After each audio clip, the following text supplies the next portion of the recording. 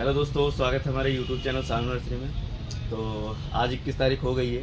मेला लगा था 18 से हम लोग आ गए थे, तो 18, 19, 20, आज 21 है। तो आप लोगों को दिखा रहा हूँ मैं। हमारे पास बहुत सारे बल्ब हैं, तो जिसको भी चाहिए वो आके ले सकता है। यहाँ पे बल्ब लगे हुए हैं, आप लोग देख सकते हैं। और कैक्टस है, ये कैक्टस, ठीक है। और ये है कौन सा है, ये कौन सी वैरायटी है? ब्राज़ीलियन वुड है ना, ये है ब्राज़ीलियन वुड। तो आप लोग देख सकते हैं सीजनल और क्या कहते हैं कि परमानेंट प्लांट, ये सारे हमारे पास अवेलेबल हैं। तो आप लोगों को अगर चाहिए तो आके ले सकते हैं।